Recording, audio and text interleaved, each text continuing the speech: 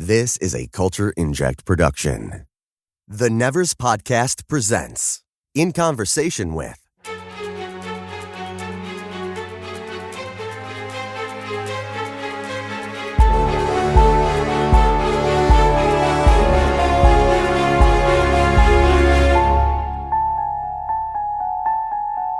I'm joined by George Dawson, who plays Arthur Twimble, which is Dr. Edmund Hague's, played by Denis O'Hare's assistant.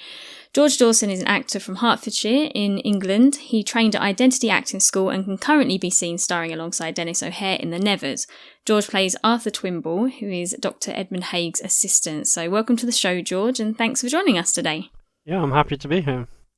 So tell us, was acting something you were always interested in pursuing? Yeah, it's hard for me to pinpoint exactly, but ever since I was around 6 years old, I did a lot of amateur theatre and plays at school and that kind of stuff, and I realised from a very young age that I loved acting, and it was absolutely the number one, if not basically the only thing that I wanted to do in my life and really take seriously as a career. So that's always been my goal. The interesting thing is, when I was younger, I thought I was going to go down the musical theatre route, because I also really do love musical theatre, and I can sing, but my dancing is shocking. So it's okay, but it's not anywhere near the level you need to be for that kind of thing. So I decided, and I'd done a few short films,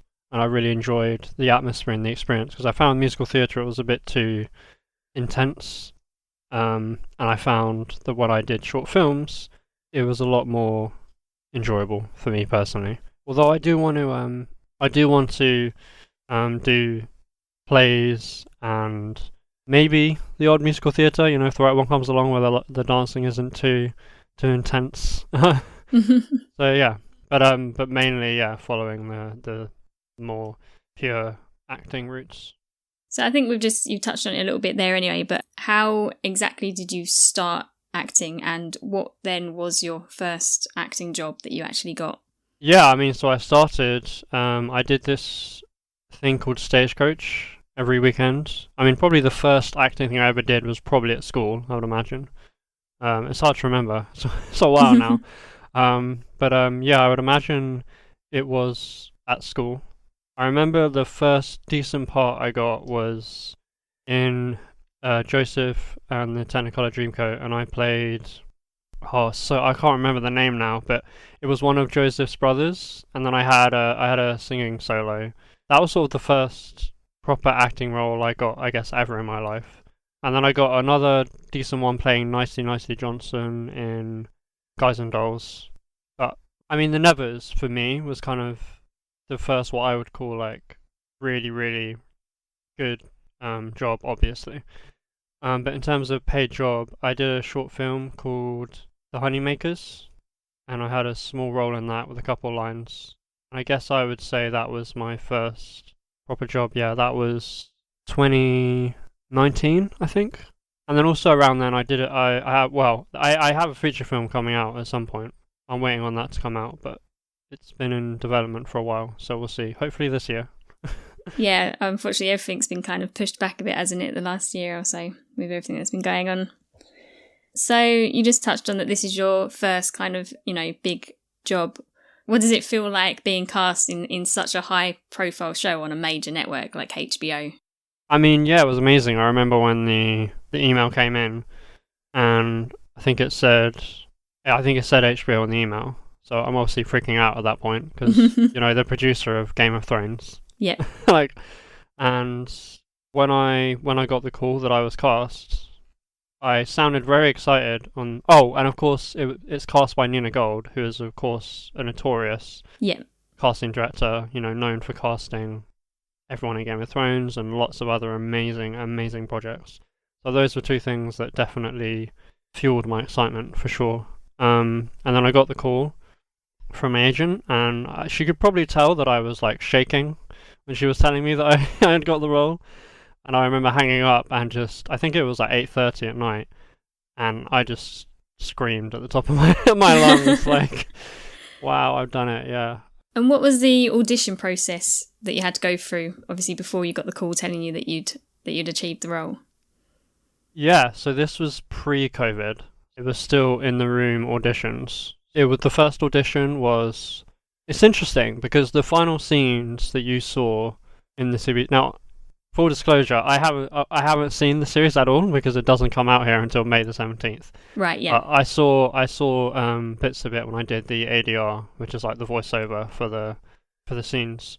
But what you saw on the final scene, though, if you put those two scenes together, that's what I did for my second audition mainly, and then the first audition was a little bit different, and I think it was about half the length. It's hard for me to remember exactly, but I think it was about half the length of that. Yeah, so I went in there, and I was obviously pretty nervous, but yeah, I went in there and I did what I could.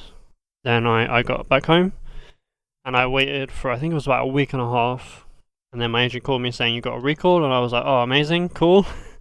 And they gave me a different script, slightly changed script. Yeah, I worked on that as hard as I could. I went in there for the recall, still really, really nervous. I think it was the recall. I was sat in a coffee shop having a hot chocolate beforehand just to try and calm myself. I was I was just very, very anxious. I just really wanted to do well. But yeah, and then I went in there and I did the recall. We did it in the first audition. She got me to do it. Nina Gold's assistant got me to do it 2 or 3 times with a couple directions, which is always usually pretty good news if they get you to do it multiple times. Yep. And then I think in the recall we probably did it about 5 times. Yeah, and just giving me little directions here and there. I remember the first time I did it, I messed up, or she stopped me, and then I said just give me a second, and then I recentered myself, and then I did it again, and I felt much better about it, and then we did it a couple more times.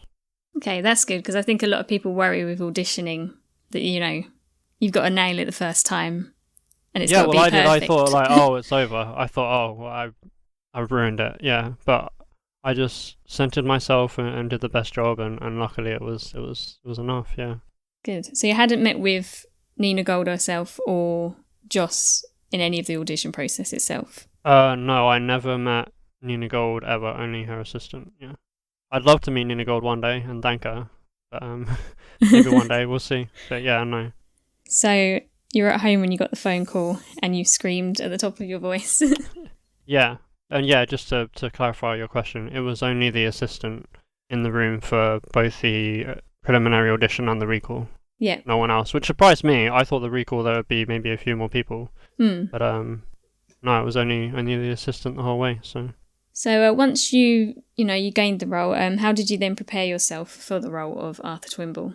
That interestingly links back to your original question, because when I went in for the first audition, sort of part of preparing for the audition and moulding the role, I guess, if you like, for me personally, I like to write diaries for the characters. So I made up my own story about how this character met Dr. Hague, why he met Dr. Hague, and I just wrote this down in a page and a half diary.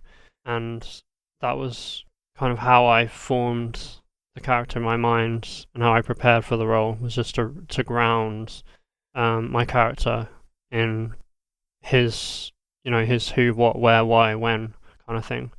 And I actually gave that to the assistant when I went for the preliminary audition. I don't know if it helped, but that was a suggestion that was given to me by an acting friend / tutor of mine. So that's how I prepared for the role. And yeah, we thought a lot about physicality, voice, and to be honest, I saw certain parts of myself in the character, because you could tell that he was kind of nervous, not particularly confident. Anyone who's an assistant, at least at that point in their life, is probably pretty nervous or subservient, or not necessarily the most confident creature. And so I allowed some of that, I guess, into the performance. So then what was the most challenging part of playing Arthur? I wouldn't say there was a challenging part of playing Arthur per se, or the assistant. For me, I was just really nervous because this was the first time I was stepping on set for, you know, a massive production. Yeah. And while I think I felt like I had enough experience to know what to expect, but I knew there were going to be more things that I had to think about previously, and you know, more things to take in and more things to learn about. And so I was just very nervous that there was just going to be a lot for me to handle that I wasn't maybe prepared for. But when I got there, I found that I was pretty much fine. Everyone was super, super friendly and lovely. All the runners were great.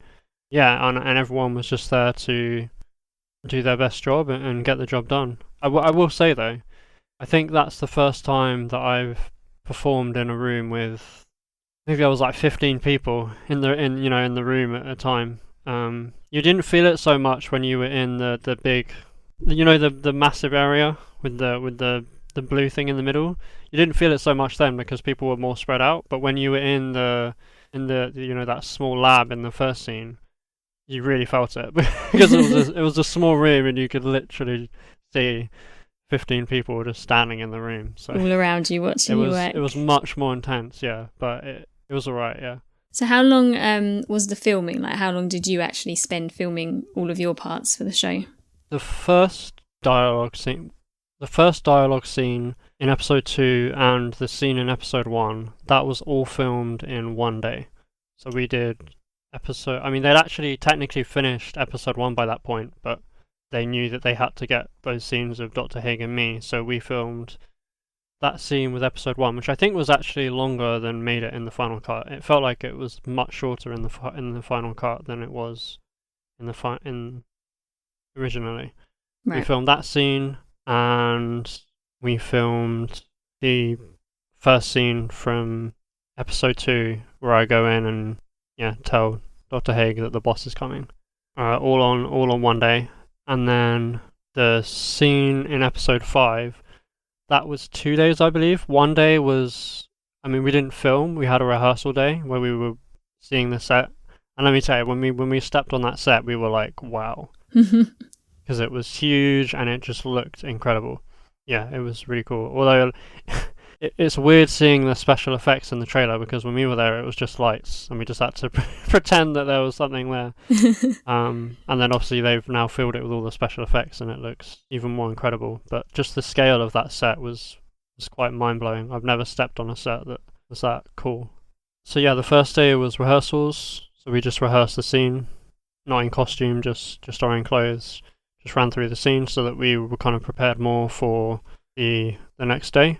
And then the day after was when we filmed the scenes. And I think we got episode 2 and episode 5. It was either all done on the same day or it was 2 days, but I can't remember exactly. But yeah, in total I did 3 or 4 filming days. It wasn't too much. So. And what was it like working so closely with Denis? Yeah, Denis is an incredible human being. He's obviously extremely talented.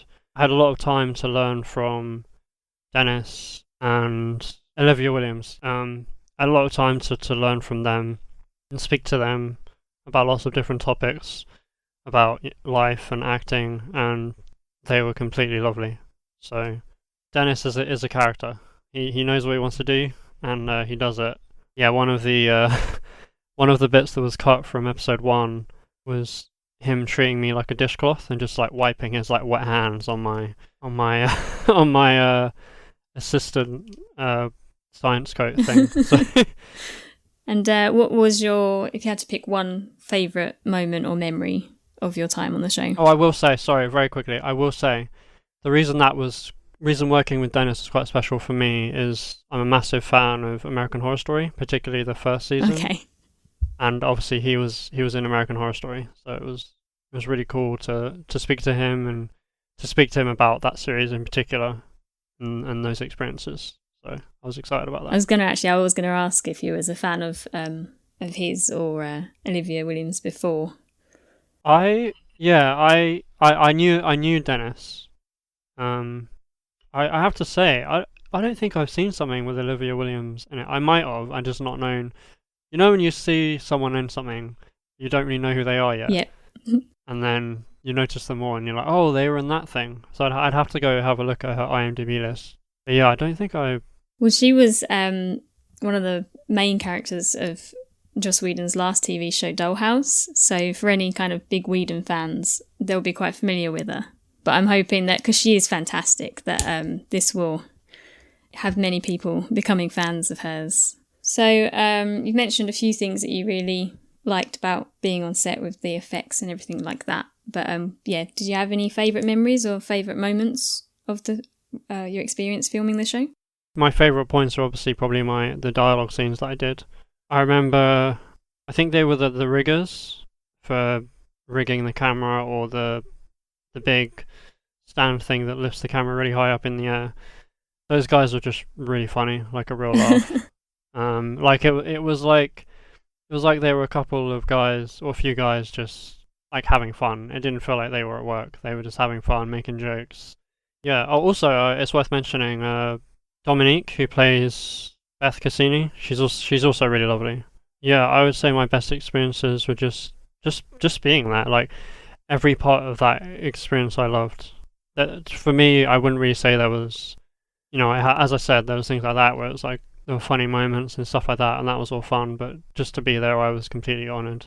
And is there anything that you've taken away from your time working on the Nevers that you're going to take into your future jobs? Obviously, this was your first kind of big experience, so I'm assuming there's quite a lot you're going to, take away from it. Yeah, absolutely. I guess I would say to next time, unless of course it is a dramatically bigger role, I think in general just to go in with a bit more confidence. Know that I can do this, and it's not as scary as I thought it would be, and to enjoy myself.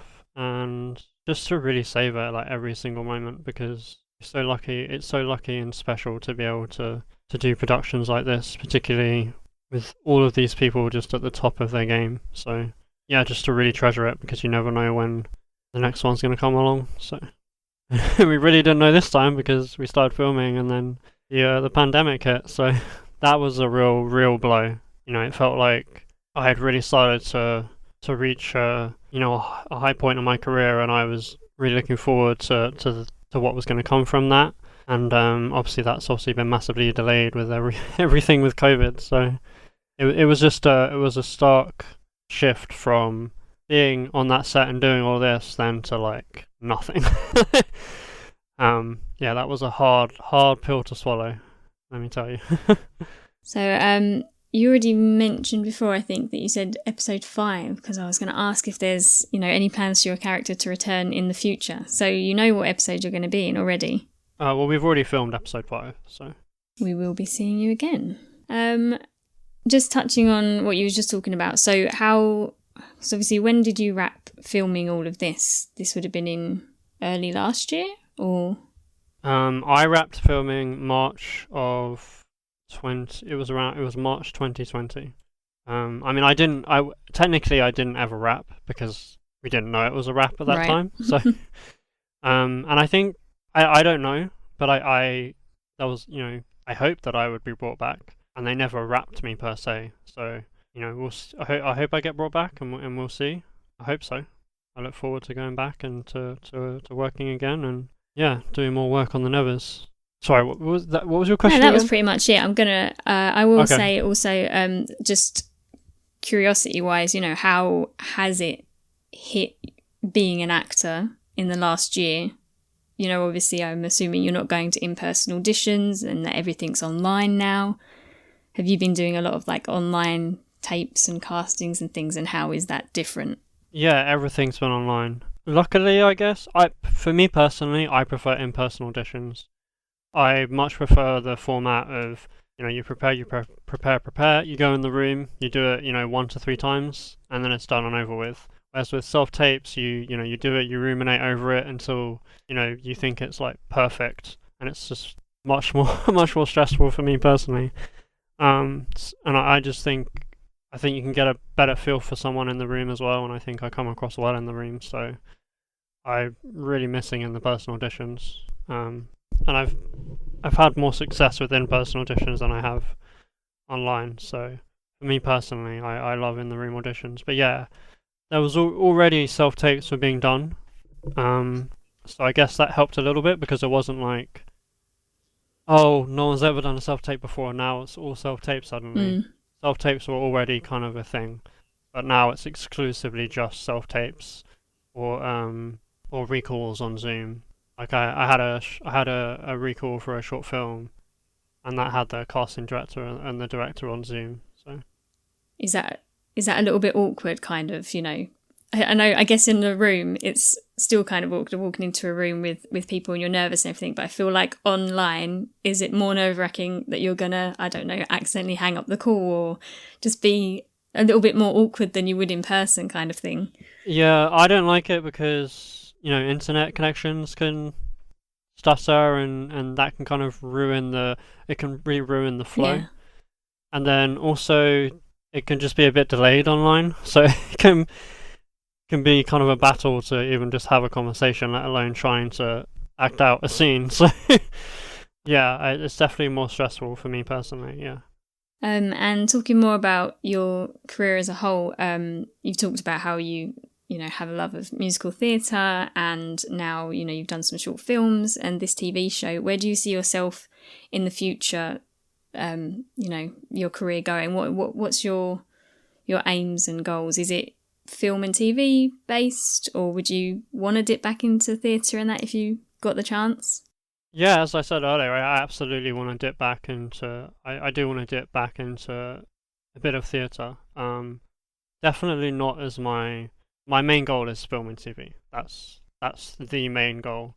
But I think that theatre is there's nothing like a proper live performance where it's, you know, one night, one shot to get this right, you know, every single night, and doing it live in front of an audience is just a feeling like no other. And I do miss that.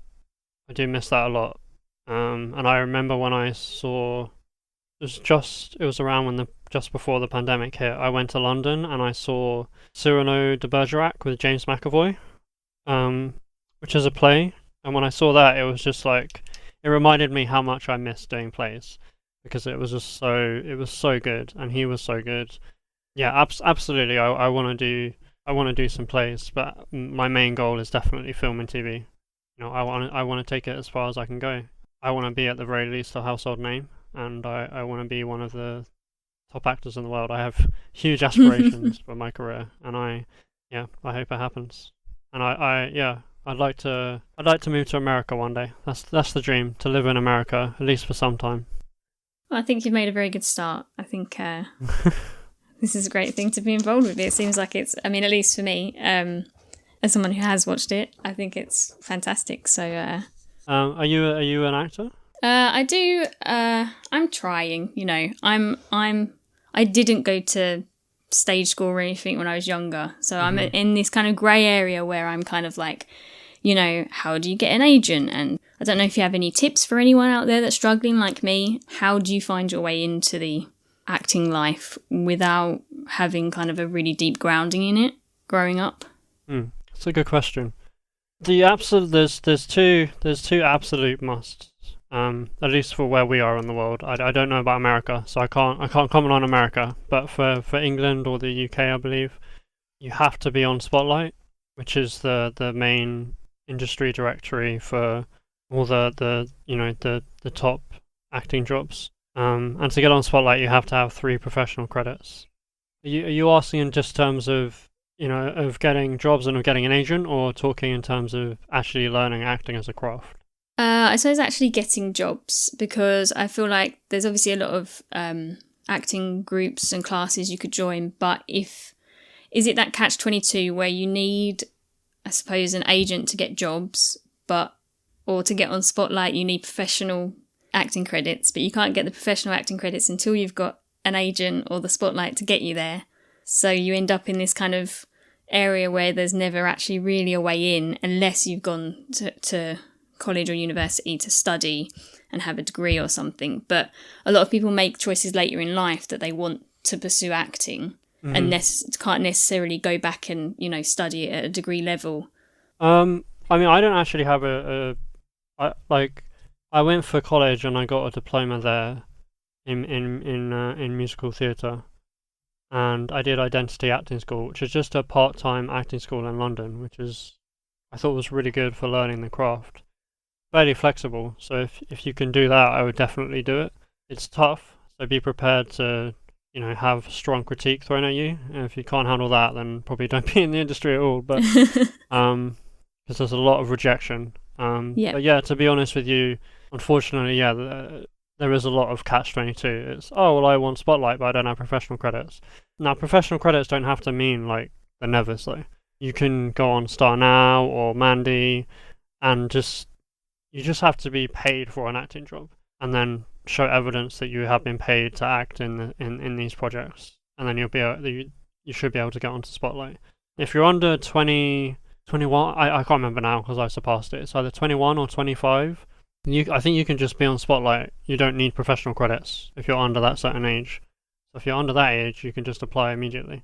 In terms of getting a good agent, like, it's really important that you get a good agent. I'm very happy with my agent.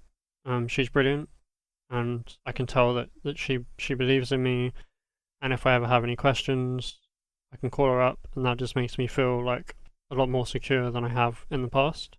I've been through about 7 agents. Oh, really? Yeah. There was this website. I was on a film set, and I was talking to someone, and I was saying I was struggling to find, work or a good agent. He suggested this website that I think he said his friend had set up. So I went on there. I applied for a whole bunch of agencies. Now I honestly can't remember if I applied to this agency or I don't know if that was that, and then she responded to that, or she just found me on the directory.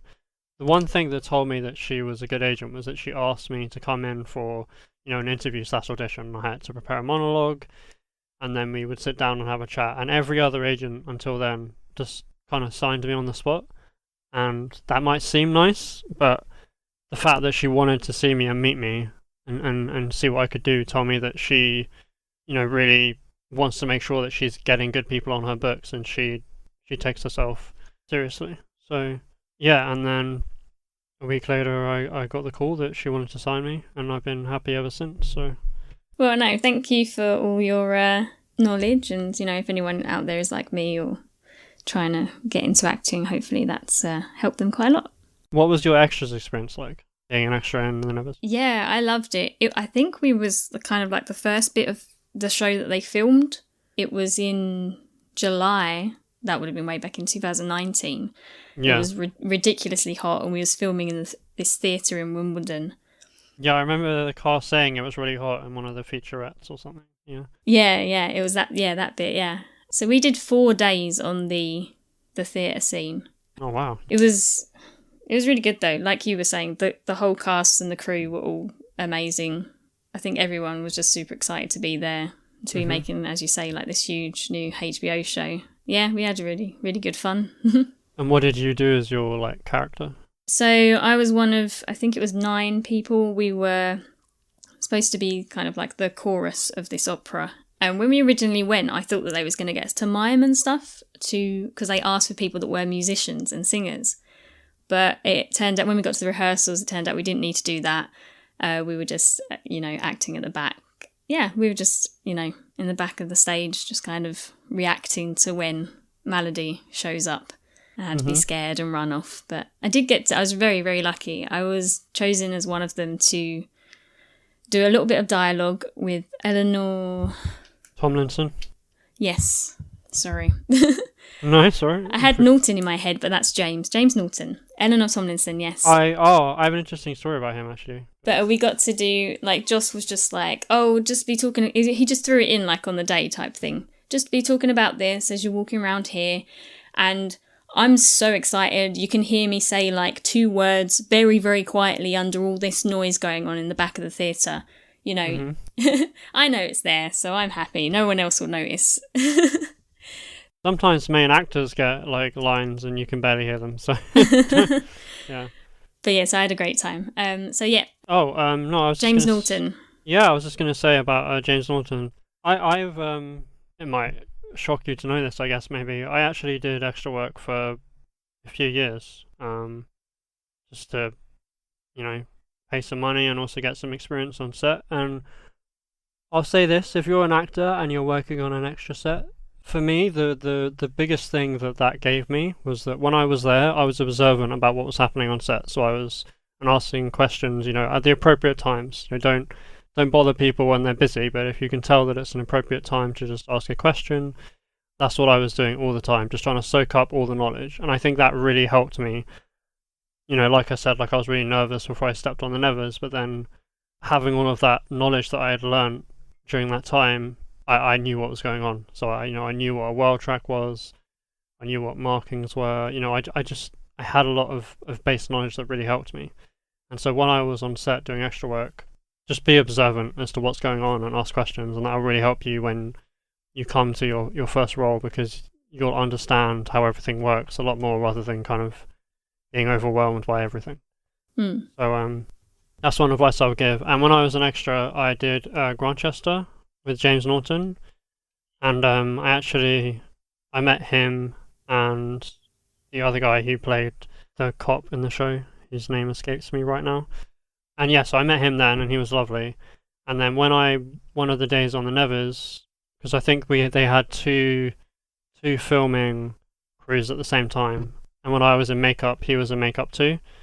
I was really hoping that I would meet him again, just because he's really friendly and cool. And I think he's a really, really good actor, obviously, too. And yeah, and he remembered me, so that was quite surprising. Oh, wow. And it would have been 2-3 years or 4 years or something, so pretty crazy. But yeah, he's lovely. That's good that you've had so many good experiences on set. I suppose that would answer your one. That was probably one. That was definitely one of my favourite experiences, I guess, to answer your question. I just couldn't remember. But so finishing up now, just a little bit of a fun question. What ability or power would you want to have if you were one of the touched?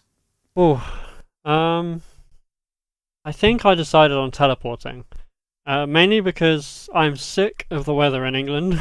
It's actually alright at the moment, although it's still fairly cold. So I think that when it was, rubbish weather here in England and raining and cold and awful, I think I would just teleport to, America or New Zealand and enjoy the weather somewhere else. It's definitely also very helpful right now in our current climate, because obviously no one's allowed to go away on holiday. So if you could teleport, it wouldn't be a problem, would it? Exactly, yeah. Yeah, we discussed on the last show actually that it's difficult, isn't it? Because a lot of them have turns that you can't see, so you can hide in society. But with someone like Primrose, you can't hide. You're clearly one of the touched. Yeah, exactly, yeah.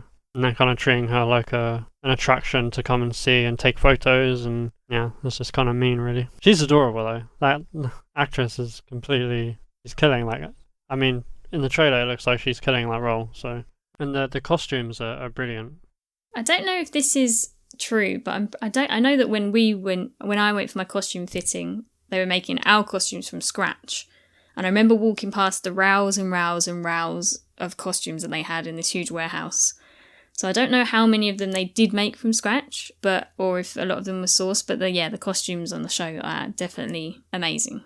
Yeah, when I went in, I don't know, it's possible it was made from scratch before I went there, but when I went there, the stuff was already there, so it's possible that they made them from scratch before I was there, though, and then made some options and then decided. But yeah, the costume designer and her assistant were lovely. So. Although I will also say, the white cap thing that digs in, it digs into the bottom of my face, and that did hurt. Oh, really? Yeah, I kept Vaselining it as carefully as I could without it showing, just to. Yeah, I made the mistake the first time I ever did a job, and I was in a corset, and they're like, "Is that all right? It's not too tight." And I'm like, "No, it's fine." And then 12 hours later. Yeah, that's the thing. You think at first it's fine. I don't make those mistakes anymore. I learned my lesson. But yeah, I don't make those mistakes. To speak up and say, no, these shoes are no good, you're going to have to change them. Yeah, I used to just be like, oh, I'm going to be the nice person and just say it's fine, but no, not anymore. Not anymore. Right, well, I think we'll wrap it up now. It's been great talking to you. Where can people find you online? I just say it's been lovely talking to you too. It's good to meet you. So it's George, George, and then T, and then Dawson, Dawson. S-O-N. George T. Dawson, and that's Twitter and Instagram. They're the main ones. If you can bump up my Twitter and Instagram followers, I love you. Because at the moment my ratio is terrible. Yeah, I don't know if your agent does this, but I've spoken to some actors who say that they get pushed to really push their social media now that social media, is such a big thing. Mm-hmm. Is that a big part of trying to work your way up the acting ladder now, like having lots of followers? I like to hope not, because my social media presence isn't great. But I'm someone personally who, in Twitter I do a bit more kind of posting whatever, I love Taylor Swift, so I just post a lot about Taylor Swift. Movies or video games I'm interested in, but I try to mainly, if I'm going to post, I try for it to mean something, especially on Instagram. I rarely post on Instagram. I'm not someone who wants to post every day about here's the lunch I had, here's the... I'm cooking a bit now, so on my stories I'll put, last night I made scallops with a crunchy apple salad, and I'll put that on my story or whatever, just because I'm proud of it and want to share it with people, maybe inspire them to cook as well. But I'm just not someone who wants to tweet and Instagram constantly, and maybe that's my downfall. I prefer to, keep I'm in the Nevers, or I saw this movie and it was really good. I prefer to keep it pointed. And there is definitely a little bit of that, of a push to improve and upgrade your social media presence. But I don't think it matters as much as people think it does. I think it matters just for me. I have no social media presence, and I still managed to get a good role. So I think getting a good agent will supersede any social media presence. I don't think social media matters as much as people think it does. I think it's all about getting on Spotlight and getting a good agent. They're the two main things that you want to focus on, and just improving your craft. And George T. Dawson on Twitter and Instagram, they're the main one. Awesome. Well, thank you very much for joining us on the Nevers podcast.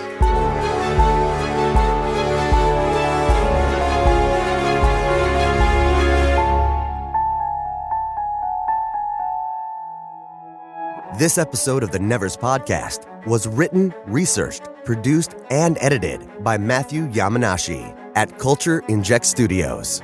The intro and outro music was produced by Guilherme Moraes. We are more than just a podcast. We're a fan community. You can keep up to date on the Nevers and chat with other fans by visiting hbothenevers.com. You can also follow us on Facebook, Twitter, Instagram, and YouTube. Just search HBO The Nevers, all one word, and click that follow button.